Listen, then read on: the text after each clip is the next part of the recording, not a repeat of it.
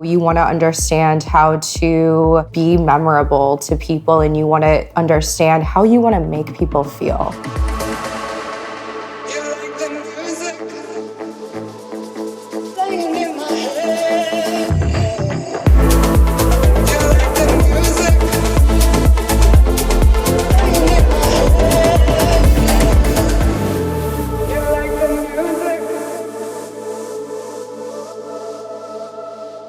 When I first reached out to today's guest, I was buying clothes without really understanding why. Nothing in my closet felt right. Like I had this closet full of clothes, but no real vision for how I wanted to present myself in this industry. And throw in the fact that I was getting older and, hitting my 30s. Typical rave wear just didn't feel right for me anymore. And my guest today didn't just help me clean out my closet. She helped me understand how to show up authentically in any situation, from running to the grocery store to photo shoots to speaking at Chicago Music Nexus. What I love most about her approach is that she believes this knowledge should be accessible to everyone. Personal style isn't about expensive clothes or following trends. It's about understanding who you are and learning how to present that consistently, no matter where you are. Today, she's breaking down exactly how DJs can develop a memorable style without breaking the bank. So whether you're struggling with press photos, whether you feel awkward at industry events, or you're just trying to develop a cohesive brand, this conversation will show you that commanding respect through your style isn't as complicated as you might think. Because in dance music, being taken seriously often starts before you even play your first track. This is funny because I'm going to ask you questions like I don't know you. You haven't styled me for multiple things. Yes. But I want my audience to get to know you because you're so amazing. Oh, thank you. Yes, I'm so happy I found you all that time ago on TikTok. I think it was on Instagram. Was it on Instagram? You DM'd me on Instagram. Yeah, but I think TikTok was either way. I liked what I saw. Yeah. So you're a personal stylist. So tell me, what is it about artists that you like working with them specifically? Yeah. And tell me what you do for artists. Yeah, absolutely. So I love working with artists because I am one. The foundation of really what I believe is I believe every individual out there is innately an artist to their core. And not a lot of people not everybody considers themselves an artist, right? And I think that I love helping someone understand their version of their artist and really how to dig in to their perspective and get behind their eyes and figure out what that is.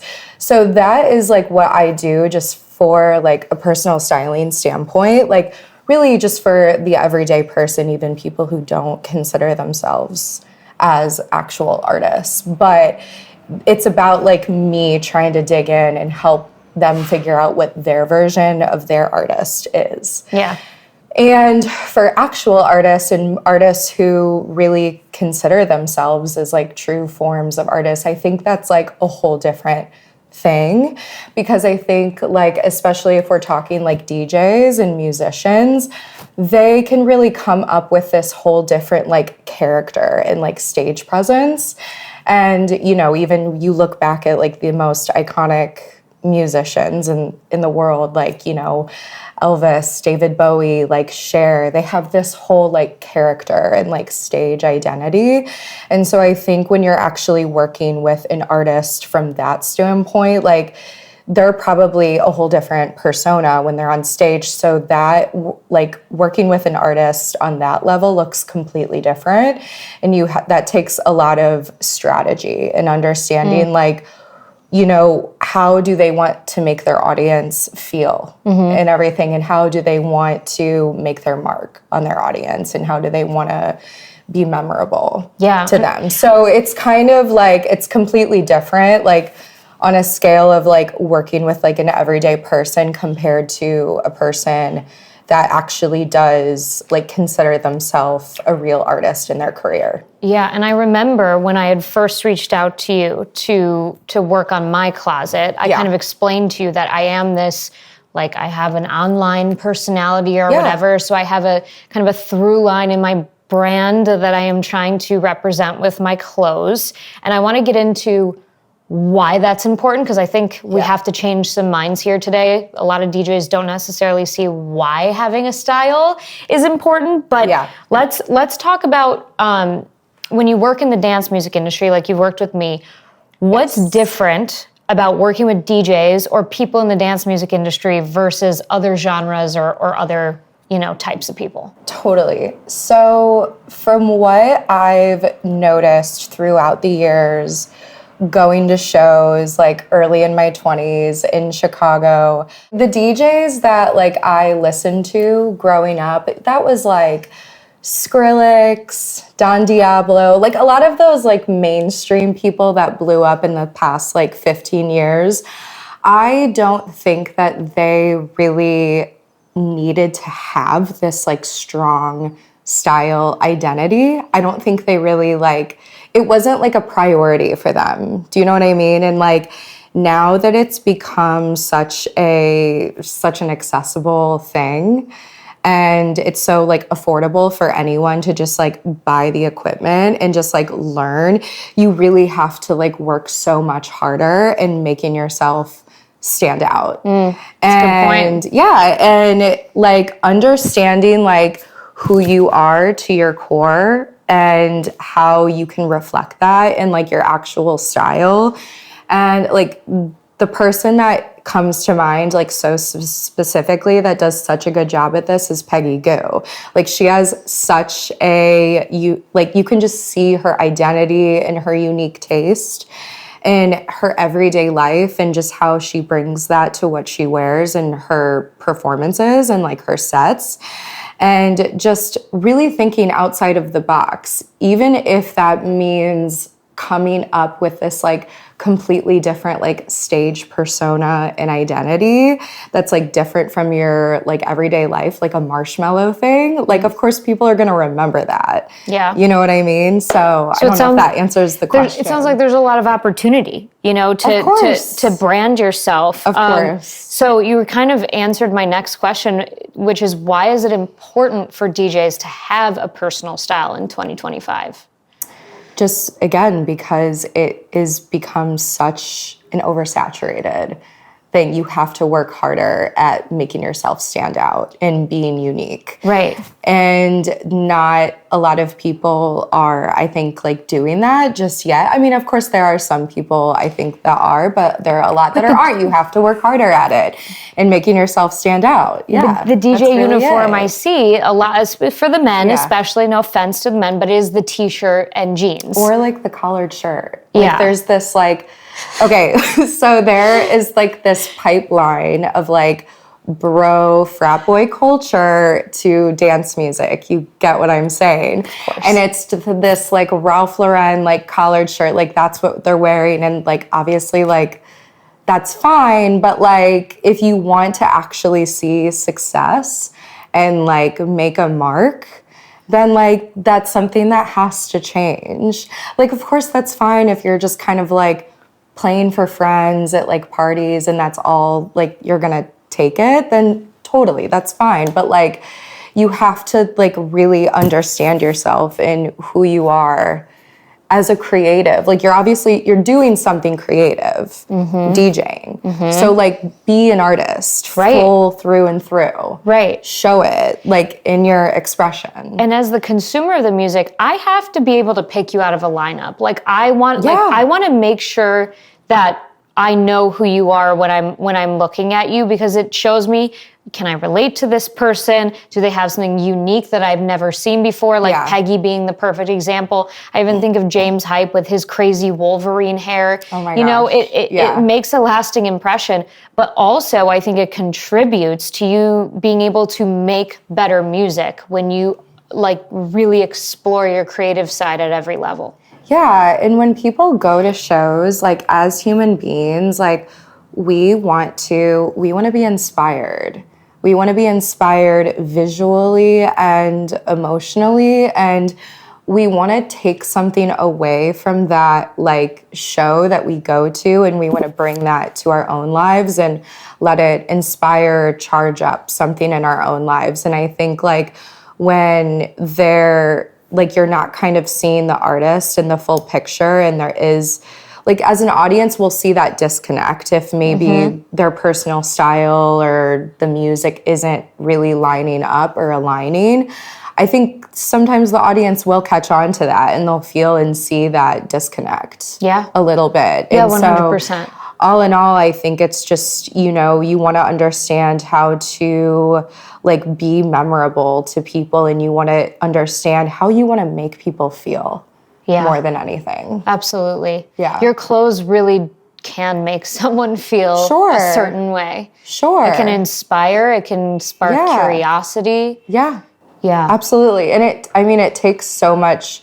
It's not an overnight thing. It's such a process to really understand who you are stylistically and where you want to be stylistically. And I know it. Yeah, a lot of people really struggle on like where to even begin, which I know that's something that's why I reached out to you. Yeah. Yes. Yeah. No, I mean, it is a journey. I can attest to how well, and we'll save this for in a little bit, your services and your process. But the board that you made for me, the Pinterest board, I have gone back to that time and time again for inspiration when I'm like, I don't know what to wear to this thing. Like you uploaded a photo of Miley Cyrus that I'm like, that's my inspiration. Yeah. But it's like, it's not something that still, even though we made that board almost, was it last year? I think it was last summer. It was definitely last year. It was a while ago. Yeah. I still, have to go back to it because it's like, it does take time for it to become innate to you. So totally. And I will say you did a very good job at kind of strategizing beforehand. Like you understood like where you wanted to pull your inspiration from, and like what those like timeline marks, like specific runway shows from the 90s. Yeah. You knew your people that you were kind of drawing inspiration from. And so you giving me all those details of where you find inspiration visually and even within like artwork, like once like you laid all that out for me, I was like, I got it. And then so all I was able to do is just spend a lot of time researching and compiling those images and really strategizing and figuring out like, where you can potentially shop and where we can source those pieces. So you did a great job strategizing on your end, like where you wanted to be, and that made my job like so much easier. Well, I'm glad. Okay, so that raises a great point. Yeah. For people who want to start this journey, where can you pull inspiration from? Oh my gosh. Where are the basic places? I mean, Pinterest is obviously like the biggest go-to. There are a few other like inspiration, like image pulling platforms out there that I discovered recently, but I am totally blanking on the name of it. Okay, we'll find it. We'll put it in the show notes. Yeah, I will find it and I'll figure it out, but I'm totally blanking. I know like I created an account or something a while ago, but there are other platforms out there. But I think like getting really specific on like what inspires you, like I think, for example, like yours was like a 90s Versace runway show. And so that is like what I was like looking up specifically, even that if that was just pulling images from Google. Right. So I think getting really hyper specific on that when you're researching, like I pull images just from like articles that I come across. I take screenshots. I mean, I would say the bulk of it does come from Pinterest. Yeah. But like I do a lot of like Instagram digging and pulling images from that and like specific images from other accounts. And so really just like anywhere. Yeah. So what about some key, like, because for the people who don't know that they, are into 90s Versace runway, like what are the keywords that they should be searching to like get their creative juices flowing? That's a great question. So obviously that looks this is going to look completely different for every individual person. I think like it's just really about understanding what you're attracted to visually, what inspires you visually. really thinking, obviously we don't want to copy and paste like someone else's style, but like really, that's why in my survey, like I really ask, like, who are those other creators out there that really inspire you? Other celebrities? Is it friends and family and your people in your community? And like I put people like that on people's mood boards. Even it's like I have one friend and she just, her group of friends is like her most inspiring thing to her, and I put all those, like a bunch of those things on her mood board. That's so nice. Yeah, and so it's even just like things like that. And I tell clients, like, I don't care if you're outside looking at nature and like the type of leaf you're looking at inspires you because you love the shape of it. Like really getting hyper fixated on those like minimal, mundane like things. You have to develop this strong sense of discernment and understand what you like and what you don't like. And figuring out how to translate that into your own expression. So when it comes to actually researching and, you know, finding like and pulling those images, like writing stuff down when you're trying to figure that out to start your like researching strategy, because it should look so different for every individual person. Right. And even just going out to thrift stores, and you don't have to buy, just look. Go to arts, go to art museums. You have to get out of the studio is basically what we're saying. Get outside, just like look around. And I think it's just something that everybody just doesn't even think about. Yeah. Like so easily. Just like even like looking at this painting that's in front of us, like I can name like 3 things that are really inspiring to me visually. And the textures, the flow. Yeah, so it's just like, that's like really what it's all about. And also too, like in the same breath, okay, I actually don't like that because of X, Y, and Z. Right. Figuring out what you don't like too. Yeah. So yeah, that's huge. And it's just like, it's all about understanding yourself. Right.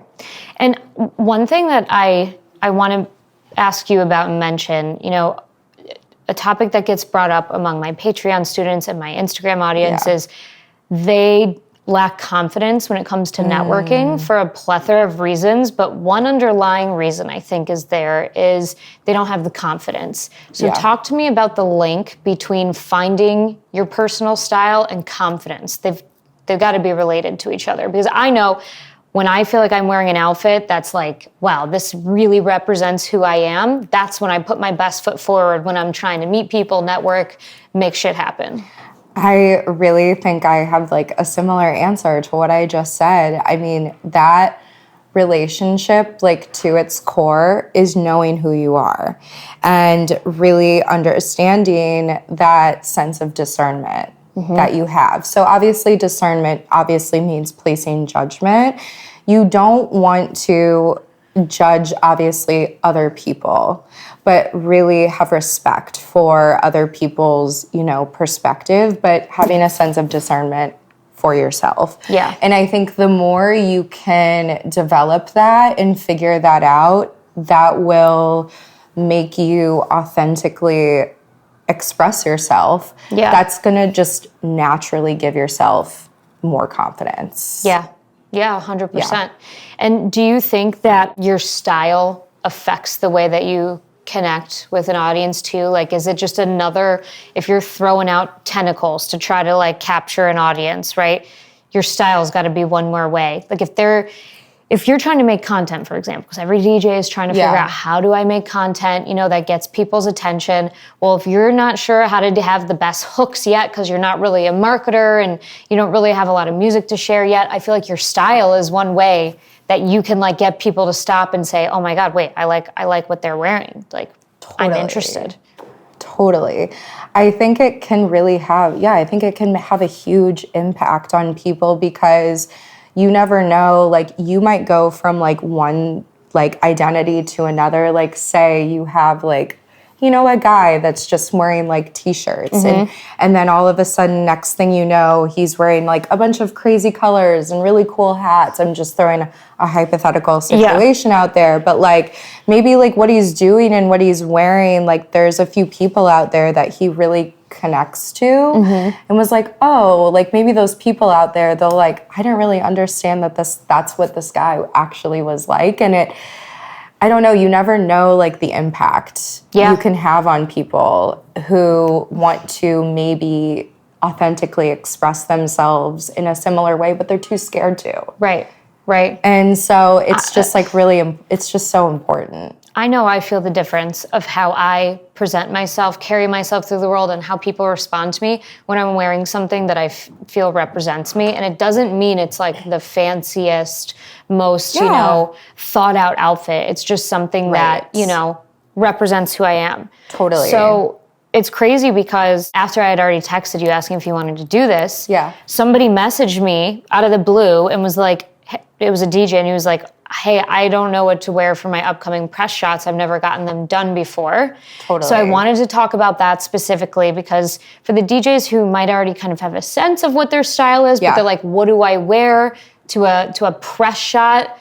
Let's walk through that. What are the differences and the things they need to consider? Totally. So as far as I know, like from a lot of the press shot, I've seen amazing press shots and I've seen okay press shots. But I think like if you were to just Google DJ press shots, they all look the same. Yeah. They all have like the headphones or just like other like indications that they're a DJ. And I think that you should be looking at your press shots as a whole conceptual editorial, if you will. You should be getting really, really creative and coming up with some sort of concept or story that is a true testament to who you are as an artist, instead of just like shots that look like they're just a headshot. I think there's so much opportunity. I mean, obviously content is everything right now. So like get creative with it, like have fun with it. Do something, I'm not saying do something wild and out of this world, but something, just like spend some time actually thinking about a concept, like hire an amazing photographer, someone that can give you great creative direction. I just think that is the way that DJs should be looking to strategize their press shots. Yeah. Is like a really like a conceptual shoot. Yeah. So, it's just, I think that's going to really stick out to people. Because I think, I mean, like you said, there's a lot of indications that it's a DJ press shot. It's typically like a serious face, I mean, I had that. Like, I feel like I had DJ press shots last time, but ours was amazing. I mean, those photos that we took, I've used those for so many things. But like, it's like the serious face. It's like the headphones, the discs. Yeah, which like you can step out of the box a little bit. And I like what you said about making it a whole story, because you don't need to communicate that with your words. You communicate it with the photos. Visually. And like I say this every episode, but like for people who don't necessarily know how to bridge that gap, like use AI. Like be like, I love X, Y, and Z. I want to dress like X, Y, and Z for this shoot. How can I, there's so many prompts that you can put. And I always recommend working with people first, because AI cannot get you where other people can. 1,000,000%. But if you're not there yet, like if you can't hire a photographer, you have to use your iPhone and go, in the streets of your city to shoot content because you just don't have the resources yet. Like there are ways to accomplish this. I know because I did it. Totally. And obviously, I don't know how often DJs will work with a stylist to do press shots, but I think that's a great opportunity to use the skill set of a stylist to help, because a lot of stylists do kind of have that dual creative director brain. I mean, I feel like I kind of do a little bit. So, because I do feel like I can see the whole picture of a whole photo shoot from start to finish, because that's what my background is in. But I think that's like obviously a great time to just do that and use like a stylist skill set and brain to kind of really guide them in the right direction. So walk me through your process when you work with an artist or a creative person of any type. Yeah. How are you styling them, and what are the differences for a photo shoot versus like a night out? Because you also styled me for Chicago Music Nexus. Yes. So we had much different considerations for my photo shoot versus Nexus. Yes. So it can look very mildly different based on the person. I mean, my process when I first starting out with someone, I would say looks pretty much the same for everybody. Usually I just start out with a very lengthy survey, a couple meetings, and it really depends on that person's needs and goals and what they're looking to do, where they're trying to be stylistically. I've had people that are really just like needing a closet clean out and just like really need a kickstart in their like style journey. That's like what one of my package offers. But I've also had clients where they're like, I need a full closet cleanse. I need a full brand refresh. I'm having a whole photo shoot. So it can look very different. It's so based on each person. So, I mean, there's obviously a lot of meetings back and forth, but like I spend so much time just thinking about that person. I like spend a lot of time on my couch thinking about that person, researching, compiling like all my images for them and like the inspiration that they've given me, inspiration that I find that I think aligns with them. So I have like a specific platform that I use to stay organized with all of that, especially on Pinterest. So yeah, I mean, that's kind of how it starts off, like quite a few meetings, a lengthy survey, and I always want to make sure I'm meeting my client with where they're at in their process. That's really important because being someone's stylist is such a personal relationship, and yeah, it can get very emotional. Totally. Like very easily. And so I think it's really important that I am very sensitive to that. And so, yeah, it can look so different for each person. And I just want to make sure I'm always going at a speed that works for them. Yeah, when we first started working together, I had communicated some health issues that I had to you and having to dress for like a different body than I'm used to. And you came up with so many solutions for me and like tricks that I'm still using when I'm having days that I don't feel so confident. And one thing I wanted to mention before I forgot too, I feel like with photo shoots too, you have more flexibility because no one's going to see you in person. So like we were clipping things that were too, you know what I mean? Like, so you can make things work that wouldn't necessarily work in person. Like, totally. Whereas versus an in-person event, you know, I was concerned with the silhouette from every angle. I'm like, I'm going to have a photographer over here, videographer. So I had to make sure that the 360 was good versus a photo shoot. Exactly. You can really like get weird with it because you're like, no one's going to see these giant, you know, chip clips in the back or like whatever you end up using. Exactly. Yeah. If like things are a little bit too big, it's like never a big deal. Yeah. Because it's just photos. You brought me your own shoes. I brought you half my wardrobe. You did, and I love you so much for it. So, okay, let's go through like some practical tips. So, what are actually how do you suggest people develop a signature look without breaking the bank? Yes. Okay, that is a great question. I would say it is.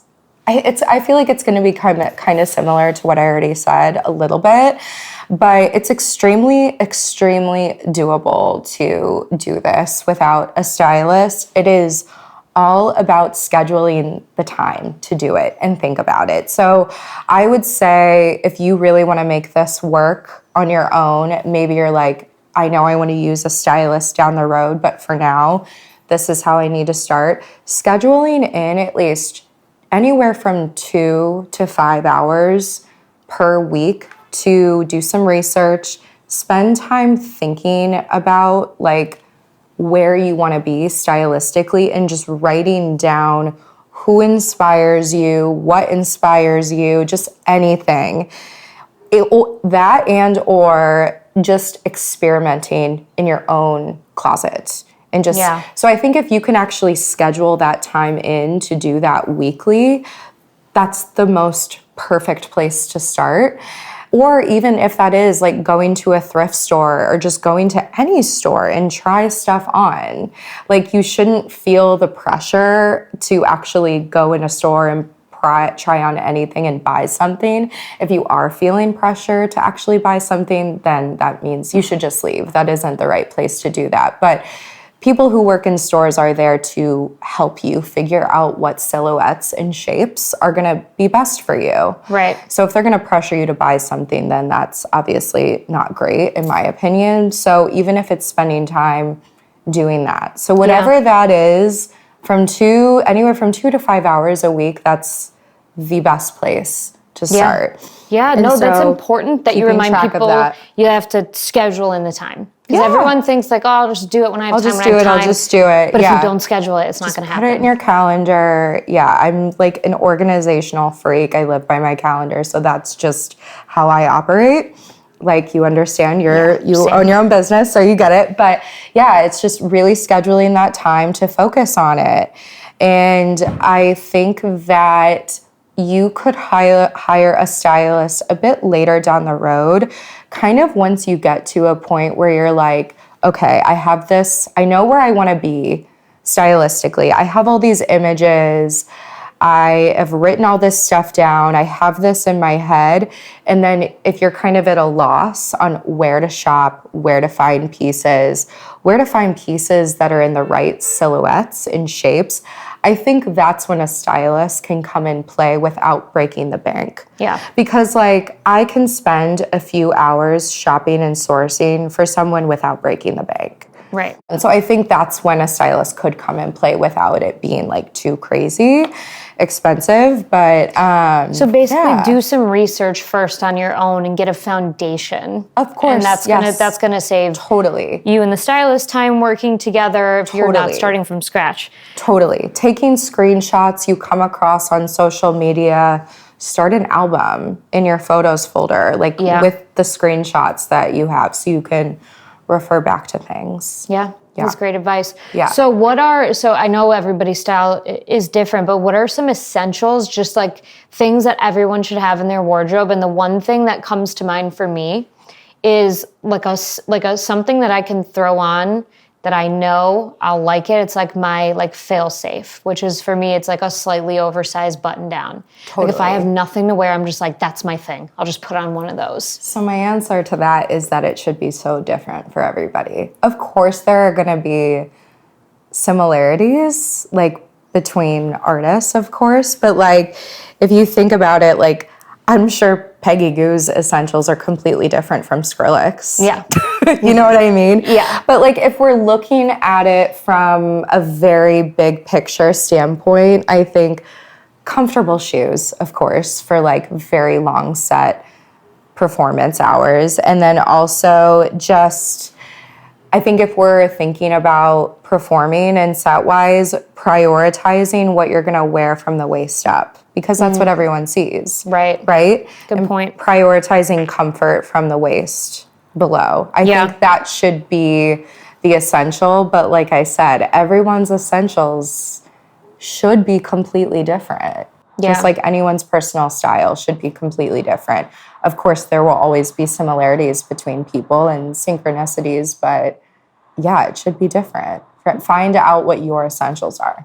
Yeah, that makes sense. So, okay, if someone's starting to build a wardrobe, how do they build one that's cohesive? Because I got stuck in the trap a couple years ago when I was really got into thrifting for the first time. And I'm like, just getting all these funky pieces. And then I realized I have all funky pieces and no basics. But then people have the opposite problem where they have all basics and no signature pieces. So how do you build cohesion through everything that you buy? Totally. That's a great question. And I've totally had clients that are like, they have too many basics or they have too many loud pieces. And that's one of the first things I can always notice. So that I would say is where I come into play most of the time, and because they didn't really see that. Well, I would say you probably noticed that before I kind of came into play, that you had too many funky pieces. Yes, I did. So I would say It's honestly probably what I told you recently is there's an app that I use to upload images for all my clients and all their pieces, and you can kind of see your closet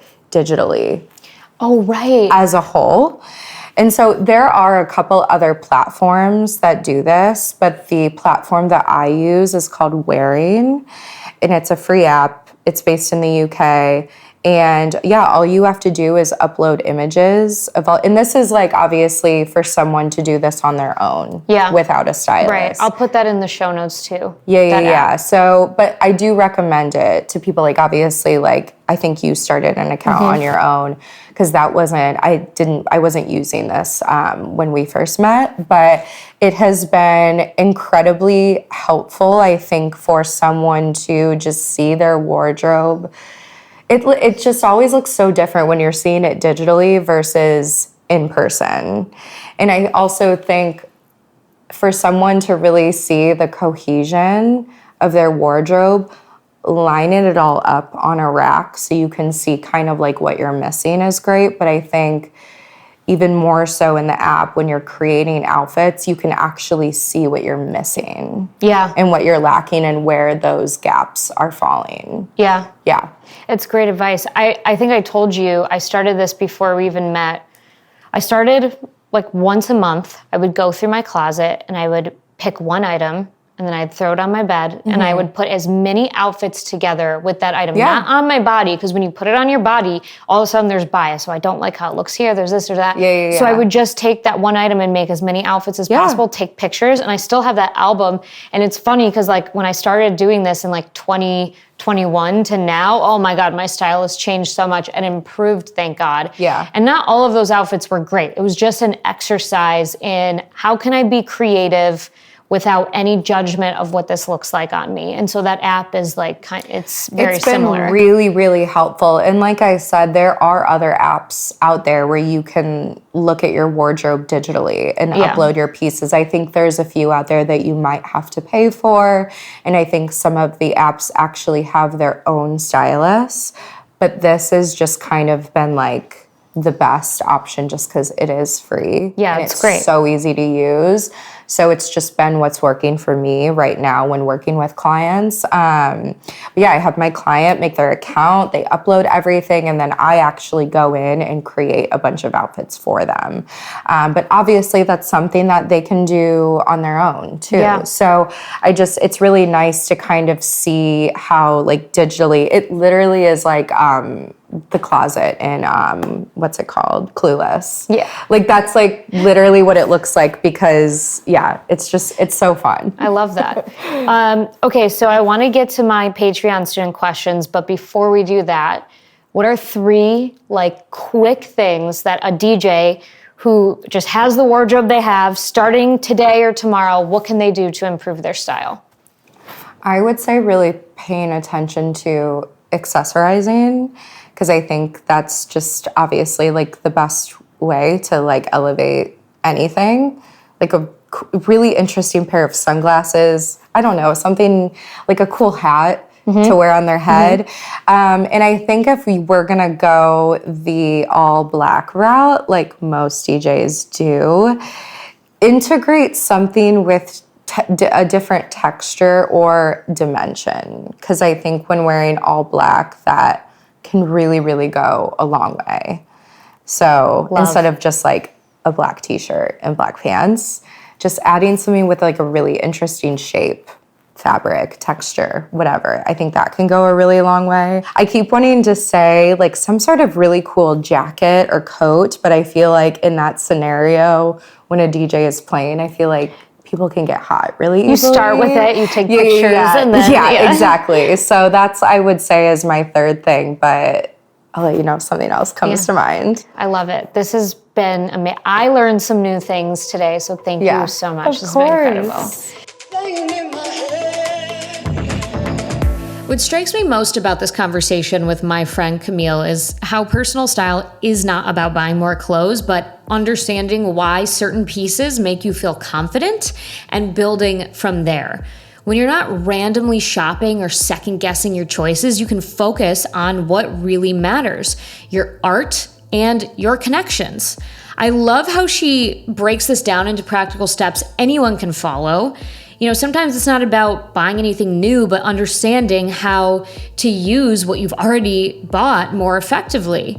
I know because I've used her strategies to completely transform how I show up in this industry. The mood board she made for me more than a year ago, I still use every time I'm struggling for inspiration.